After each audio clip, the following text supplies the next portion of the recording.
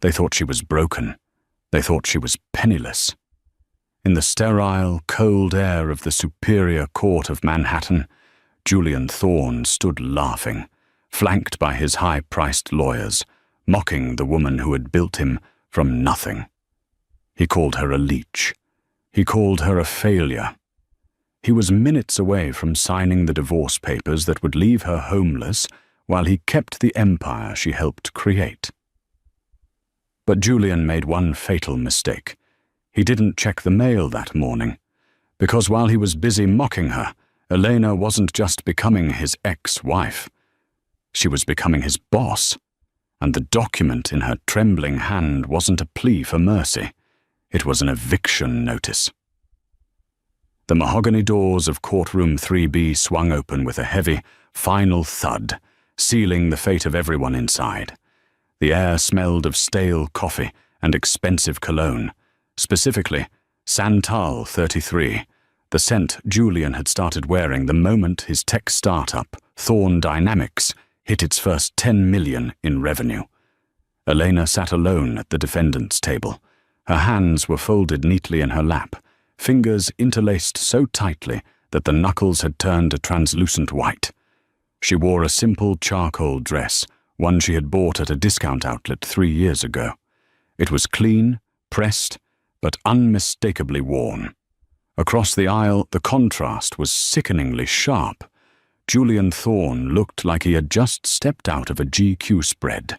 His navy bespoke suit, tailored on Savile Row, fit his broad shoulders perfectly.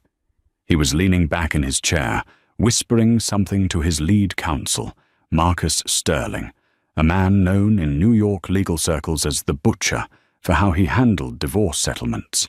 Julian let out a short, sharp laugh, a sound that echoed off the high ceilings and struck Elena right in the chest. Beside Julian sat Chloe, his personal assistant, turned fiancée. She was 22, glowing with the kind of confidence that only comes from never having faced a real hardship.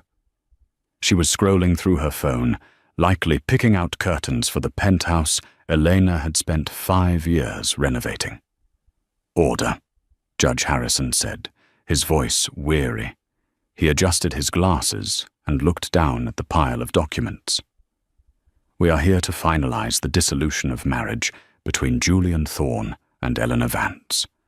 Mr. Sterling, you have the floor regarding the division of assets." Sterling stood up, smoothing his silk tie. He didn't look at Eleanor. To him, she was just an obstacle to be removed, a smudge on a balance sheet. "Your Honor," Sterling began, his voice smooth as oil, "my client, Mr. Thorne, has been exceedingly generous. Despite Ms. Vance's lack of contribution to Thorne Dynamics during its critical growth period, we have offered a lump sum settlement of $50,000.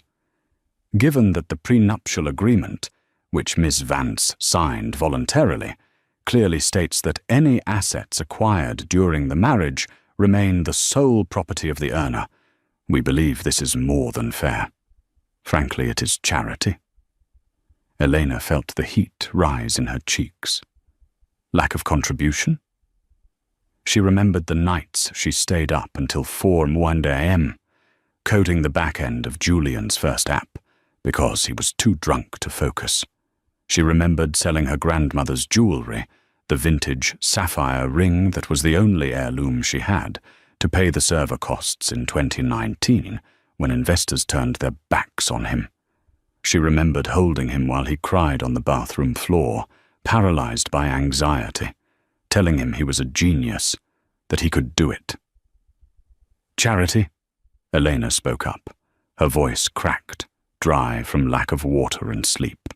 "Ms. Vance, speak only when addressed," the judge warned gently, though his eyes held a flicker of pity. Julian turned to look at her then. His eyes, once warm and full of promises, were now cold, hard flint. "Elena, don't make this harder than it needs to be," he said, loud enough for the court reporter to type it down. "You know the reality. You were a waitress when I met you. You're leaving as a waitress. The 50 grand is to help you get back on your feet. Take it. Stop embarrassing yourself." "I'm not the one who should be embarrassed, Julian," Elena whispered, though the fight was draining out of her. "Oh, please," Chloe chimed in, not bothering to lower her voice. "Julian, just sign the papers. I have a fitting at Vera Wong at 2. Julian patted Chloe's hand affectionately, then turned his sneer back to Elena. "You hear that, Elena? Life moves on. Thorn Dynamics is about to go public. We're looking at an evaluation of $800 million, and you—" "Well, I heard the diner on 5th Street is hiring. Maybe you can go back to doing what you're actually good at." The courtroom went silent. Even Mr. Sterling looked slightly uncomfortable at the brazen cruelty. "Mr. Thorne, refrain from personal insults," Judge Harrison said, tapping his gavel once. "Apologies, Your Honor," Julian said, offering a charming, practiced smile that didn't reach his eyes. "I'm just frustrated. This woman has been dragging her feet for months, hoping for a payday she didn't earn. She's a gold digger who forgot to bring a shovel." Eleanor looked down at the scarred wooden table. Gold digger. The irony was a physical pain. When they met, Julian was $40,000 in debt. She had paid his rent for 2 years. She had fed him. She had clothed him. "I have the settlement papers here," Sterling said, sliding a thick document across the aisle toward Eleanor. "Sign here, here, and here. Once signed, you vacate the Tribeca apartment within 24 hours. The locks will be changed at noon tomorrow." Elena reached for the pen. Her hand trembled. She looked at Julian one last time, searching for a trace of the man she had loved. The man who had sworn his life to her under an oak tree in Central Park. He wasn't there. There was only a CEO who believed his own press releases. "Just sign it, Ellie," Julian taunted, using the nickname only he used to use. "Do it for old time's sake, before I change my mind and reduce the offer to 0. Elena, the tip of the pen, touched the paper. She was beaten. She had no lawyer. She couldn't afford one against Sterling. She had no evidence of her work on the company. Julian had scrubbed her name from the records months ago. Just as she was about to sign away her life, the heavy double doors at the back of the courtroom burst open. The noise was so loud, so sudden, that the bailiff reached for his belt. 3 men in dark suits walked in. They didn't look like lawyers. They looked like government officials, or perhaps something higher. Leading them was a tall, silver-haired man, carrying a briefcase, handcuffed to his wrist. "Stop the proceedings," the silver-haired man announced, his voice booming with authority. "This is a closed hearing," Judge Harrison barked. "Who are you?" The man walked straight past the bar, ignoring the bailiff, ignoring Julian's outraged expression. He stopped directly in front of Elena's table. He placed the briefcase on the table and unlocked the cuff with a small silver key. "I apologize for the interruption, Your Honor," the man said, his accent clipped and British. "I am Alistair Graham, Senior Executor for the Vanguard Trust in London. I have been trying to reach Ms. Elena Vance for 3 days. It appears her mail was intercepted." He shot a sharp look at Julian. Julian frowned. He had indeed instructed the doorman to trash any mail addressed to Eleanor for the past week. "What is this nonsense?" Julian stood up. "Get him out of here. We are finalizing a divorce." "Mr. Thorne, sit down," the judge ordered. He looked at Alistair. "What is the meaning of this? What does the Vanguard Trust have to do with this divorce?" Alistair ignored Julian and looked at Elena. His expression softened. "Ms. Vance, I am sorry we are late, but legally you cannot sign that settlement document." "Why not?" Elena asked, her voice trembling. "Because," Alistair said, opening the briefcase and pulling out a document bound in blue velvet. That document declares you have assets of 0. That is factually incorrect. As of 9:00 a.m. this morning, London time, following the passing of your estranged great-uncle, Lord Archibald Vance of Blackwood, you are the sole beneficiary of the Vance estate. The room went deadly silent. Julian scoffed. Her uncle? She doesn't have an uncle. She's an orphan. She comes from nothing. Alistair turned to Julian, a small, cold smile playing on his lips. She comes from the Vance bloodline, Mr. Thorne, the silent partners of the European banking system. And as for nothing, Alistair turned back to Elena.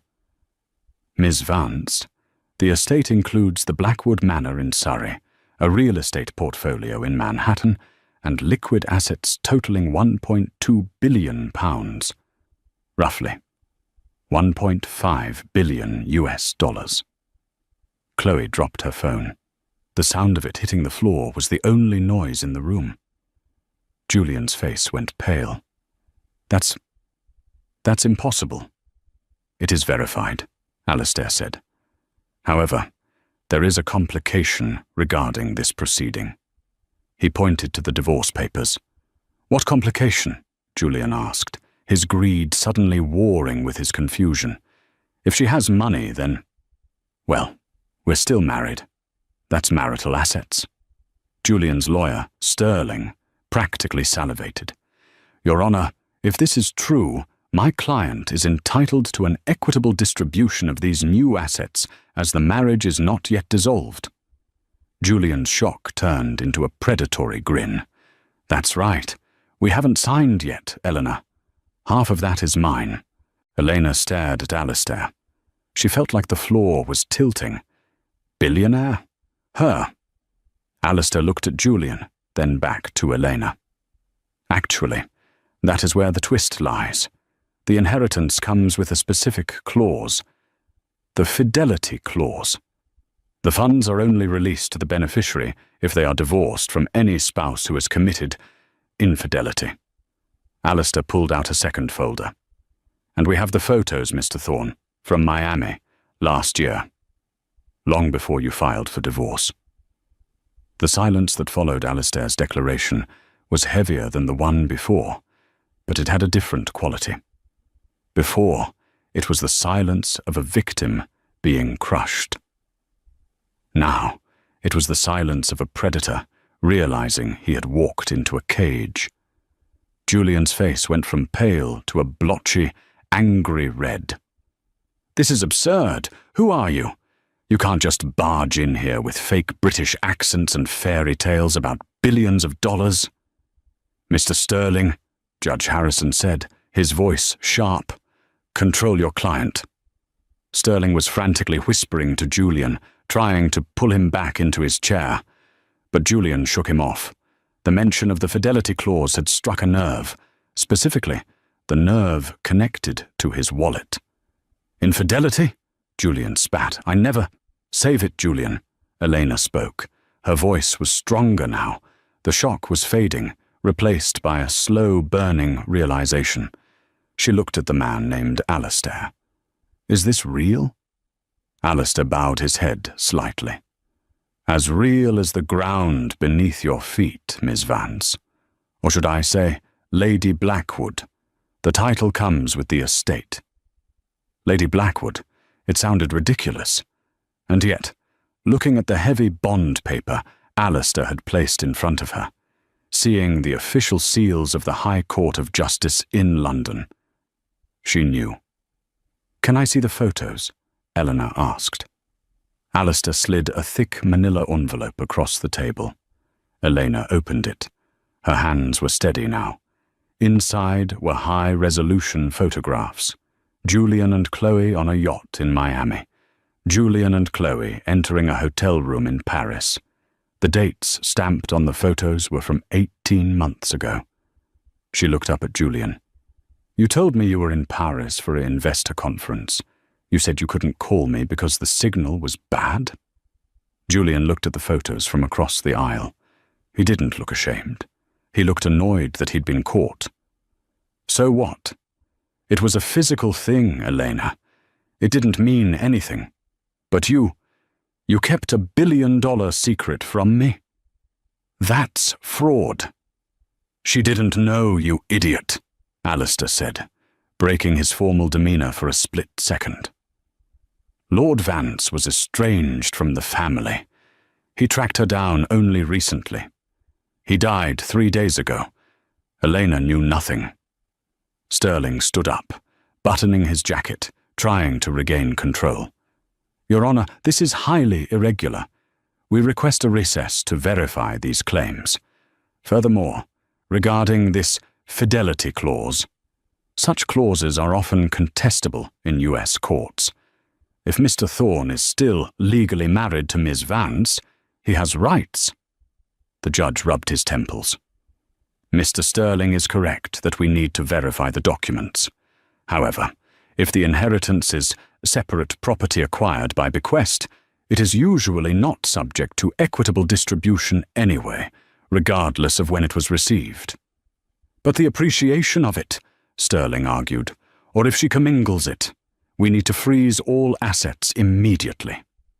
Elena looked at Julian. He was staring at her with a look of pure, unadulterated greed. The disgust on his face from 10 minutes ago was gone. Now, he was looking at her like she was a winning lottery ticket he had almost thrown in the trash. Ellie, Julian said, his voice dropping to that soft, manipulative register he used when he wanted something. Baby, look, let's take a breath. We've had a rough year. But 18 months ago, we were happy then. Maybe we rushed this divorce. Maybe we should talk, without the lawyers. Chloe whipped her head around, her jaw dropping. Julian, what are you saying? Shut up, Chloe, Julian hissed, not looking away from Eleanor. Eleanor, think about it. We built a life together. You helped me with Thorne Dynamics. We were a team. If you have this legacy, think of what we could do. We could be the biggest power couple in New York. You don't want to handle all that money alone. You need someone who understands finance, someone you trust. Elena stared at him. It was mesmerizing, in a horrifying way, to watch him pivot so quickly. He was willing to discard his mistress and forget his hatred the second he smelled money. She looked at the photos again. Then she looked at the settlement paper he had tried to force her to sign. The one that gave her $50,000 to disappear. A cold clarity washed over her. Mr. Alistair, Elena said, not taking her eyes off Julian. Does the clause say, I have to divorce him to get the money? It says the funds are withheld until the marriage is dissolved due to his infidelity, Alistair corrected. If you stay married, the money goes into a charitable trust for cats. You get nothing. Elena smiled. It was a small, dangerous smile. Julian, she said softly. Yes. He leaned forward, hope igniting in his eyes. You want to pause the divorce? You want to try to work it out? I think we owe it to ourselves, Julian said, nodding vigorously. I can forgive the secrets if you can forgive the indiscretion. I see, Elena said. She stood up. She picked up the settlement agreement Julian's lawyer had drafted, the one that gave her nothing. She ripped it in half, then in quarters. She let the pieces flutter to the floor. Mr. Graham, she said to Alistair, I have no intention of staying married to this man for 1 second longer than necessary, but I also have no intention of letting him think he can manipulate me. She turned to the judge. Your Honor, I would like to request a recess. Not to reconcile, but to retain proper counsel. I believe I can now afford the best. Objection, Sterling shouted. We had a deal on the table. The deal was rejected, the judge ruled, banging the gavel. Court is in recess for 72 hours. Miss Vance, congratulations on your change of fortune. I suggest you use that time wisely. As the bailiff called, all rise, Julian lunged toward the barrier. "Elena, you can't do this. You need me. You don't know how to handle that kind of world. They'll eat you alive." Elena paused at the door. She looked back at Julian, sweating and desperate, and Chloe looking furious and betrayed. "They might try, Julian," Eleanor said coolly. "But I lived with you for 5 years. I think I've built up an immunity to snakes." She walked out of the courtroom, Alistair falling into step beside her. "That was impressive, my lady," Alistair murmured as they hit the marble hallway of the courthouse. "Don't call me that yet," Elena said, her hands shaking now that the adrenaline was fading. "And Alistair?" "Yes? You said the money is in pounds. How quickly can we access a portion of it?" "We can have a line of credit authorized within the hour. What do you need? A hotel? Security?" Elena stopped walking. She looked out the window at the Manhattan skyline. Somewhere out there was the Thorn Dynamics headquarters, the building she had helped design. "I need to make a purchase," Elena said. "Julian said his company is going public soon. He owns 51% of the voting shares, doesn't he?" "I believe so," Alistair said, pulling up a file on his tablet.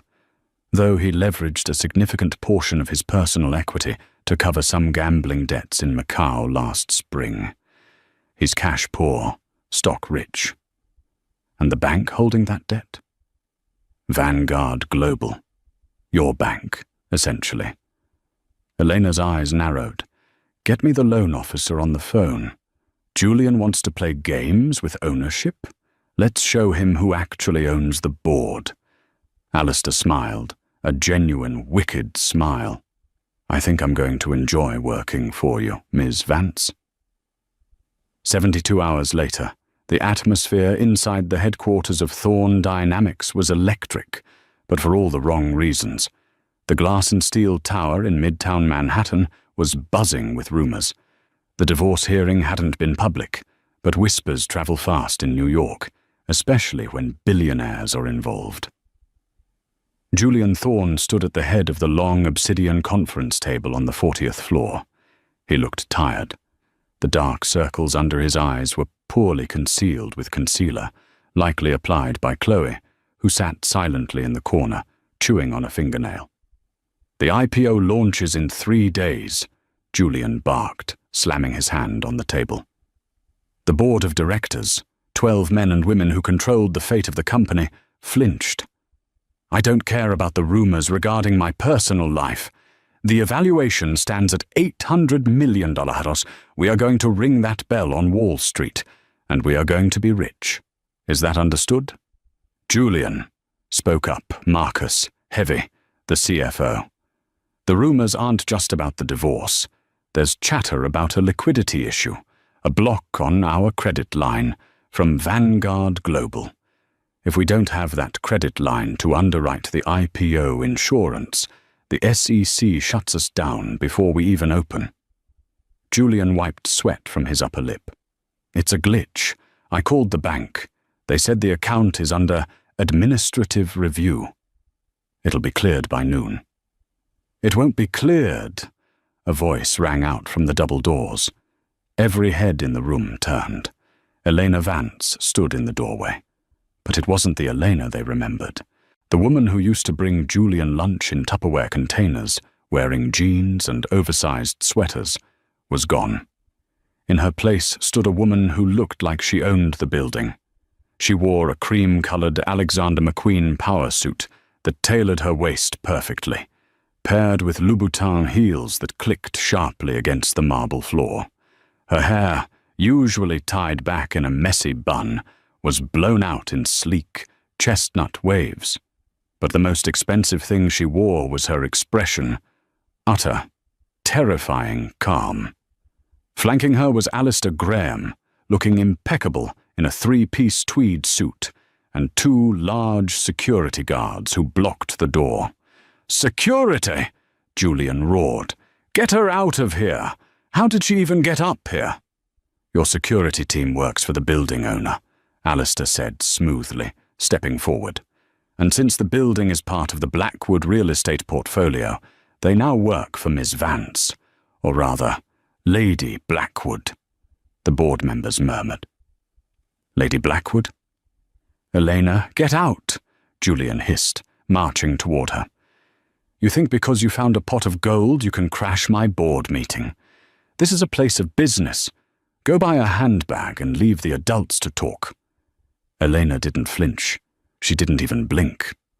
She walked past him, her perfume, a subtle, expensive jasmine, wafting in his face. She took the empty seat at the opposite end of the table, directly facing Julian's chair. "Sit down, Julian," she said. Her voice wasn't loud, but it carried a weight of authority that made him pause. "We need to discuss the glitch with your credit line." You did this?" Julian realized, his face turning purple. "You froze my accounts out of spite?" "Spite is for children," Elena said, opening a leather folder Alistair placed in front of her. "This is business. You see, gentlemen and ladies of the board, Mr. Thorne here has a personal debt of $50 million, gambling debts mostly. Macau, Monaco, Las Vegas." The board members gasped. They began whispering furiously. "Lies!" Julian screamed. "She's lying. She's a bitter ex-wife." "I have the receipts," Elena said, sliding copies of wire transfers down the table. "To cover these losses, Julian leveraged his personal equity in Thorne Dynamics. He put up 30% of his voting shares as collateral to Vanguard Global." She paused, letting the information sink in. "As you know, I recently acquired a controlling interest in the debt division of Vanguard Global, which means I hold the note on his debt. And as of this morning, I have called that debt due immediately." Marcus, the CFO, looked pale. "If the debt is called, and he can't pay, he defaults," Elena finished. "And per the terms of the loan agreement, the collateral, his 30% stake in this company, reverts to the lender. Me." Silence descended on the room. It was absolute. Julian looked like he had been punched in the gut. He staggered back, gripping the back of his chair. You can't do that. That's my company. I built this. You were just the waitress who cleaned my apartment." "And you were the man who mocked me in open court 3 days ago," Elena said coldly. "You told me to go back to the diner. I decided I'd rather come to the boardroom." She stood up and looked at the board. "Here is the situation. Julian Thorne is technically bankrupt. If he remains CEO, I will foreclose on his shares, trigger a hostile takeover, and this IPO will be dead in the water. Your stock options will be worthless." She leaned forward, placing her hands on the table. "However," she continued, "if the board votes to remove him as CEO immediately for gross misconduct and financial negligence, I will convert the debt into equity, inject $50 million of liquid capital into the company, and the IPO proceeds as scheduled on Friday." She smiled at the terrified faces around the table. "The choice is yours. Save the company, or save the man who gambled it away." Julian looked around the table, his eyes wide with panic. "Guys, Marcus, Linda, you can't listen to her. She's crazy. We've been friends for 10 years. Marcus, the CFO, didn't look at Julian. He looked at the financial documents Elena had provided. He looked at the potential $800 million valuation that was about to evaporate. Marcus cleared his throat.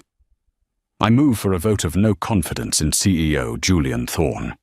"Seconded," Linda, the VP of Operations, said immediately. "You traitors!" Julian screamed. He lunged across the table toward Marcus, but the 2 security guards intercepted him instantly, pinning his arms behind his back. "Let me go! This is my company. I am Thorne Dynamics." Julian thrashed, his perfect suit wrinkling, his face contorted in ugly rage. "All in favor?" Marcus asked. Every hand in the room went up. Even Chloe, standing in the corner, looked like she was considering raising hers. "Motion passed," Marcus said. He looked at Julian. "Julian, you are relieved of your duties effective immediately. Please vacate the premises." Elena watched calmly as her ex-husband was dragged toward the door. As he passed her, he stopped fighting for a second. He looked into her eyes, and she saw genuine fear there for the first time. "Why?" he whispered. "I loved you once." "No, Julian," Elena said softly, so only he could hear. "You loved that I made you feel big when you were small. But you never loved me. Because the moment you got big, you threw me away." She nodded to the guards. "Get him out." As the doors closed behind a screaming Julian, Elena turned back to the stunned boardroom. She smoothed her jacket. "Now," she said, taking Julian's seat at the head of the table, "let's talk about this IPO." Victory in the boardroom was sweet, but Elena quickly learned that a wounded animal is the most dangerous kind. Julian Thorne had lost his company, his office, and his dignity, but he still had one weapon left: his mouth. 2 days after the boardroom coup, Elena was sitting in the library of the Blackwood penthouse on Park Avenue. The place was massive, filled with first-edition books and art that cost more than most people earned in a lifetime. Yet, she felt strangely isolated. "My lady," Alistair said, entering with a tablet. His face was grim. "You need to see this." He handed her the tablet. It was paused on a video from The Daily Truth, a sensationalist tabloid talk show with millions of viewers. Eleanor pressed play. Julian sat on a plush sofa opposite the host. He looked nothing like the arrogant CEO from the courtroom or the raging maniac from the boardroom. He was wearing a soft sweater, looking disheveled and humble. His eyes were red-rimmed. I don't know what happened," Julian was saying to the camera, his voice breaking perfectly. "I built that company from a garage. I worked 18-hour days. And then, my ex-wife, she just changed." "Changed how?" the host asked sympathetically. "She found out she inherited this money," Julian sniffed, wiping a fake tear, "and it corrupted her. She became paranoid. She thought I was after her money. I tried to protect her, to tell her to be careful with these foreign bankers she was dealing with. But she turned on me.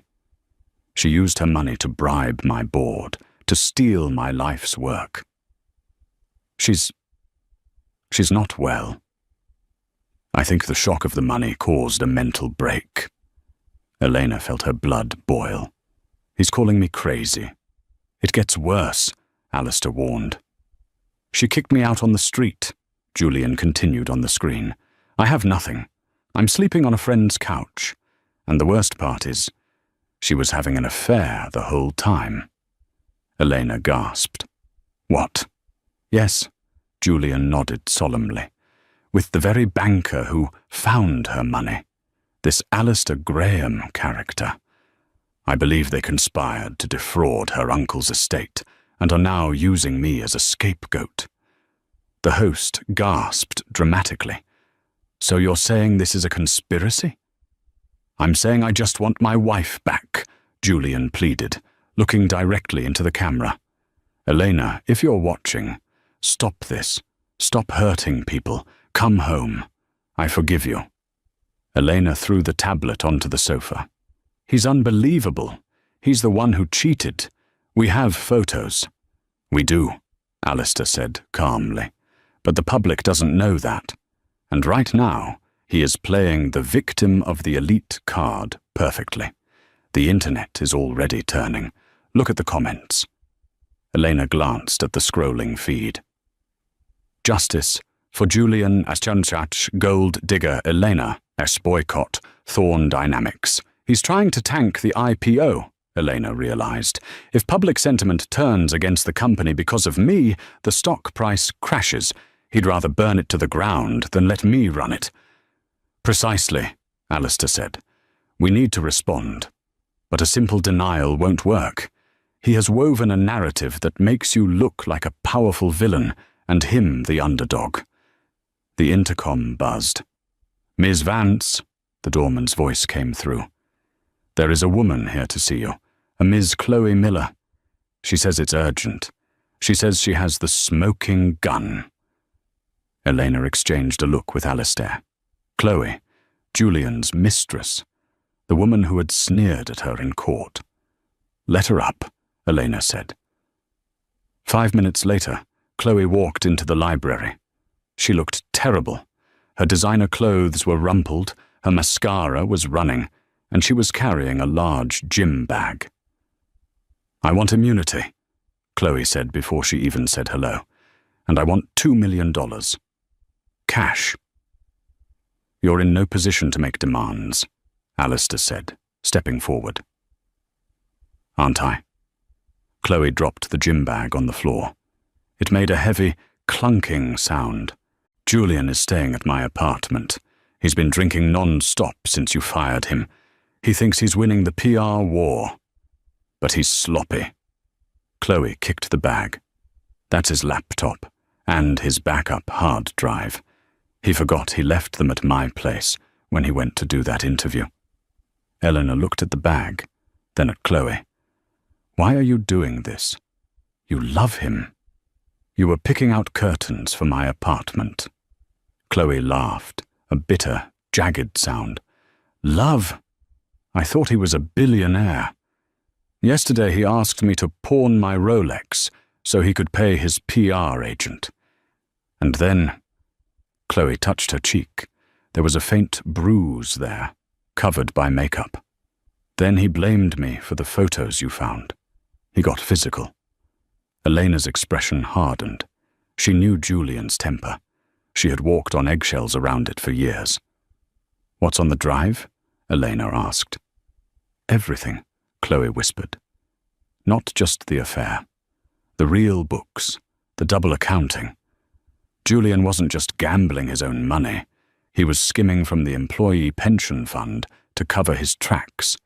He's been laundering money through a shell company in the Cayman Islands for 2 years." Alistair's eyebrows shot up. "That's federal prison time. That's 20 years minimum." "If you release this," Chloe said, "he doesn't just lose the PR war, he goes to jail. And the fidelity clause? It's rock solid, proving he committed felony embezzlement against the marital assets, voids any claim he has to anything." Elena looked at the bag. It was the end of Julian. Total, complete destruction. "Why bring it to me?" Elena asked. "Why not go to the police yourself?" "Because the police don't pay $2 million, Chloe said bluntly. "And I need to get out of New York before he realizes I took this. He's dangerous, Elena. You know that better than anyone." Elena walked over to the window. She looked out at the city. She had wanted him to pay. She had wanted justice. But this was nuclear. "Alistair," Elena said softly. "Yes, my lady." "Pay her." Alistair nodded. "I will arrange the transfer." "But," Elena added, turning to Chloe, "you don't just leave town. You come with me. We're going to do an interview, a live one, and you're going to hand me that hard drive on camera." Chloe paled. "He'll kill me." "He won't be able to touch you," Elena said, her voice turning into steel. "Because by the time we're done, Julian Thorne won't be the underdog anymore. He'll be the most hated man in America." Elena picked up the gym bag. It felt heavy. It felt like the weight of 5 years of lies. "Get the car, Alistair," Elena commanded. "We're going to the television studio. It's time to rewrite the narrative." As they moved to leave, Elena's phone buzzed. It was a text from Julian. "Miss me yet? The stock dropped 10% after my interview. Call me. Let's make a deal." Elena typed a reply, her fingers moving swiftly. "Watch the news at 6, ma. I have a surprise for you." She hit send, grabbed her coat, and walked out the door. The victim was gone. The billionaire was here, and she was about to settle the score once and for all. The green room of the Sarah Jenkins show was freezing, kept at a frigid temperature to prevent the heavy studio makeup from melting under the lights. Elena sat on a beige sofa, her hands clasped tightly in her lap. Next to her, Chloe was shaking so hard her teeth were practically chattering. "I can't do this," Chloe whispered, clutching the gym bag to her chest like a life preserver. "He'll ruin me. He has videos, Elena. Personal videos. He said he'd leak them if I ever crossed him." Elena turned to the younger woman. In the harsh fluorescent light, Chloe looked less like the arrogant mistress from the courtroom and more like a terrified child. "He won't leak anything, Chloe," Elena said, her voice steady despite her own racing heart. "Because by the time this hour is up, he won't have access to a phone, let alone the internet. You are the key. You turn the lock." Alistair stood by the door, speaking in low, rapid tones into his cell phone. He hung up and walked over. "It's arranged," Alistair said. "I have contacts at the Southern District of New York Prosecutor's Office. They are watching the broadcast live. If the evidence on that drive is what you say it is, federal agents are already en route to Julian's location." "Where is he?" Elena asked. "The St. Regis Hotel," Alistair replied with a smirk. "Apparently, he decided to treat himself to one last night of luxury on a credit card he stole from his mother." A production assistant poked her head in, wearing a headset. "Miss Vance, we're live in 2 minutes. Sarah is ready for you." Eleanor stood up. She smoothed the skirt of her deep crimson dress, a color she chose deliberately. It was the color of power. It was the color of war. "Let's go," she said. The studio was blindingly bright. The audience applause was polite but hesitant. They had seen Julian's tearful interview earlier that day. They thought Elena was the villain. Sarah Jenkins, the doyenne of prime-time interviews, sat in a high-backed chair. She was known for her shark-like ability to smell blood in the water. She didn't smile as Elena sat down. "Elena," Sarah began, skipping the pleasantries as the red on-AR light flickered to life. "This morning, your ex-husband sat in that very chair and called you a mentally unstable woman who stole his company. He says he is sleeping on a couch while you sit in a penthouse. How do you respond to the allegations that you are abusing your newfound wealth?" Elena looked directly into the camera lens. She imagined Julian watching. "I didn't steal his company, Sarah," Elena said clearly. "I saved it. Julian Thorne didn't lose his company because of a divorce. He lost it because he gambled it away," the audience murmured. "Gambling?" Sarah pressed. "Those are serious accusations. Julian claims those are fabricated bank records." "Julian claims a lot of things," Elena said. "He claims he built Thorne Dynamics alone. But I was the one who wrote the original code for his algorithm while he was passed out from drinking. He claims he loves me. But he had a mistress for 18 months. "Hearsay," Sarah challenged. "He admits to an indiscretion, but he says you are blowing it out of proportion to hide your own affair with your financial advisor." Elena smiled. "I anticipated he would say that, which is why I didn't come alone." Elena gestured to the side of the stage. "Please welcome the woman Julian claims doesn't matter, his fiancée, Ms. Chloe Miller." The audience gasped audibly. Sarah Jenkins looked genuinely surprised, a rare feat. Chloe walked out. She looked fragile, her makeup intentionally light to show the bruise on her cheek. She sat next to Eleanor. "Chloe," Sarah said, leaning in. "You're engaged to Julian. Why are you here with his ex-wife?" "Because I was afraid," Chloe said, her voice trembling into the microphone. "I thought he was a genius. But he's a criminal. He hit me yesterday when I asked him about the money." "What money?" Sarah asked. Chloe lifted the gym bag. She pulled out the hard drive.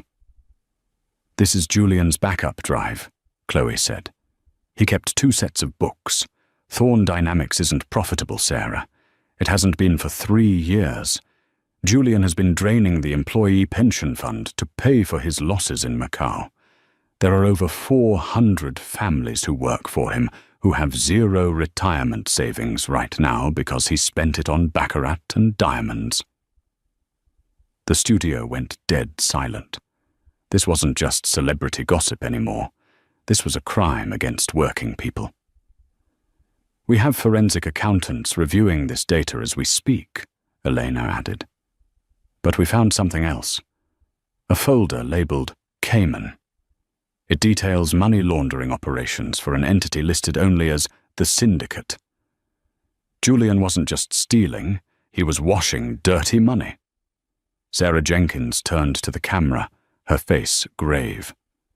"If this is true—" "It is true," Elena said. "And to the families of the Thorn Dynamics employees watching this, I promise you, I will use my personal inheritance to replenish every cent Julian stole. No one will lose their pension on my watch." The audience erupted. It wasn't polite applause this time. It was a roar of approval. People stood up. Meanwhile, at the St. Regis Hotel, Julian Thorn was screaming at the television. "She's lying! That little traitor!" He threw a crystal tumbler against the wall, shattering it. He scrambled for his phone. He needed to call his pilot. He needed to get to a non-extradition country immediately. He dialed the number, sweating profusely. "Pick up! Pick up!" Boom, boom, boom. The heavy oak door of the hotel suite shook on its hinges. "FBI, open up!" Julian froze. He dropped the phone. He looked at the window. It was 30 stories down. There was no escape. The door splintered as a battering ram hit it. 6 agents in tactical gear swarmed the room, weapons drawn. "Julian Thorn, get on the ground, now!" Back in the studio, a producer ran onto the stage and whispered in Sarah Jenkins's ear. Sarah's eyes widened. She held up a hand to quiet the audience. "Ladies and gentlemen," Sarah said, her voice shaking slightly. "We have breaking news coming in from our news desk. FBI agents have just raided the St. Regis Hotel. Julian Thorn has been taken into custody on charges of wire fraud, embezzlement, and money laundering." Elena let out a breath she felt she had been holding for 5 years. She felt Alistair's hand gently touch her shoulder from behind the sofa. "It's over," he whispered. Elena looked at the monitor, where a live feed showed Julian, handcuffed, being shoved into the back of a black SUV. He looked small, defeated. "Yes," Elena said, tears finally pricking her eyes. "It's over." But as the cameras cut to commercial and the studio dissolved into chaos, Elena didn't notice the man standing at the very back of the audience. He wore a dark grey suit and hadn't clapped once. He was typing a message on a secure phone. "The asset has been compromised. The wife has the drive. Initiate Protocol 0.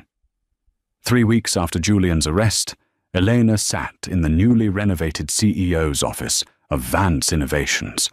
The company stock was soaring, and Julian was rotting in a federal holding cell, denied bail and facing 30 years.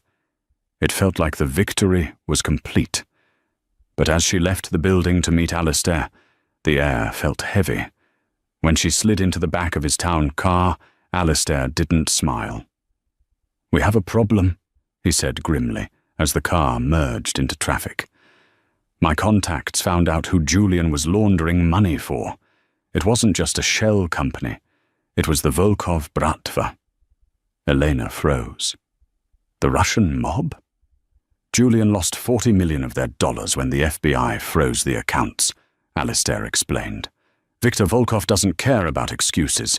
He wants his investment back." Before Elena could respond, a black van T-boned their car. Metal screamed, and the world spun. Glass shattered as masked men swarmed the vehicle. Alistair lunged to cover Elena, drawing a concealed pistol, but he was too slow. A gunshot cracked through the rain. Alistair slumped back, blood blossoming on his shoulder. "Alistair!" Elena screamed, as rough hands dragged her out of the wreckage and threw a hood over her head. She woke up tied to a chair in a damp, dimly lit warehouse.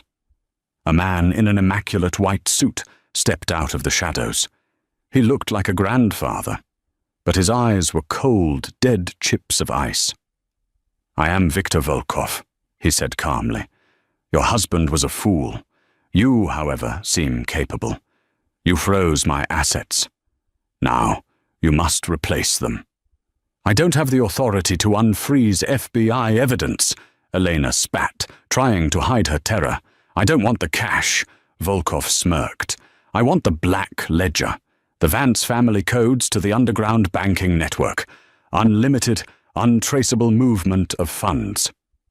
He pulled out a phone and showed her a live video feed. It was Alistair, unconscious in a hospital bed. A man in scrubs stood over him with a syringe. "My associate is waiting for my call," Volkov whispered. "Give me the codes and your friend lives. Refuse and they both die." Elena stared at the screen. Julian had been a nuisance. This was a monster. But Volkov made one mistake. He thought threatening her friends would make her weak. Instead, it made her dangerous. "The codes are in London," Elena lied, her voice steel. "We have to go to the vault."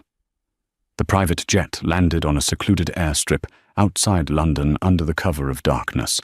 Elena, hands bound, was marched by Volkov and his men into a black sedan. Their destination, the Vance estate at Blackwood Manor. Deep beneath the centuries-old library lay the family vault. It required a retinal scan and a voice key to open. Volkov stood behind Elena, his gun pressed cold against her spine. "Open it," he commanded. "Transfer the ledger rights to my account, and I make the call to save your friend." Elena stepped up to the terminal. She felt a strange calm. She remembered the final briefing Alistair had given her about the vault security protocols, specifically the protocol for a hostile takeover. "I need my hands free," she said. Volkov nodded to a guard, who cut the zip ties. Elena massaged her wrists, took a deep breath, and placed her eye against the scanner. "Identity confirmed. Lady Elena Blackwood," the automated voice chimed. "Please enter the master key." Elena's fingers hovered over the keypad. She wasn't just typing a password, she was making a choice. She typed VANCE0000PURGE. The screen flashed red. "What is that?" Volkov shouted, raising the gun. "Why is it red?" "Because," Elena said, turning to face him, "I didn't unlock the ledger. I initiated the purge protocol. It's a distress signal linked directly to MI6 and the Royal Guard. This room is now a sealed cage." Before Volkov could pull the trigger, the heavy steel door slammed shut, locking them both inside. Simultaneously, ventilation shafts hissed, pumping knockout gas into the chamber. "You crazy witch!" Volkov choked, stumbling. He fired a shot wildly, hitting the ceiling, before his knees gave out. Elena, having held her breath, pulled a small emergency oxygen mask from the hidden compartment Alistair had showed her in the blueprints. She watched the powerful mob boss collapse. 10 minutes later, the doors hissed open. Armed MI6 agents stormed the room, securing the unconscious Volkov. "Lady Blackwood?" an agent asked. "We have a team at Weill Cornell Hospital in New York. The assassin has been neutralized. Mr. Graham is safe." Elena exhaled, the adrenaline finally leaving her body. She stepped over Volkov's body and walked out of the vault. She wasn't a victim anymore. She wasn't just a survivor. She was the matriarch of the Vance Empire. 2 weeks later, Elena walked into Alistair's hospital room in New York. He was sitting up, pale but smiling. You purged the ledger, Alistair said, shaking his head. Risky. I calculated the odds. Elena smiled, taking his hand. I learned from the best. So, what now? Alistair asked. Retirement? Elena walked to the window, looking out at the city she now effectively owned. No, Julian and Volkov were just the beginning. There are plenty of sharks in these waters, Alistair. I think it's time they met the Leviathan. What a roller coaster. From a humiliated wife in a divorce court to a billionaire power player taking down the Russian mob, Elena's journey proves that the best revenge isn't just success, it's owning the whole game. She proved that dignity is priceless, but a billion-dollar legacy certainly helps balance the scales of justice. If you enjoyed this story of betrayal, twists, and ultimate redemption, please destroy that like button. It helps the channel so much. Don't forget to share this video with a friend who loves a good drama, and subscribe with notifications on so you never miss part 1 of our next saga. What would you have done in the vault? Would you have given Volkov the money? Let me know in the comments below. Thanks for watching.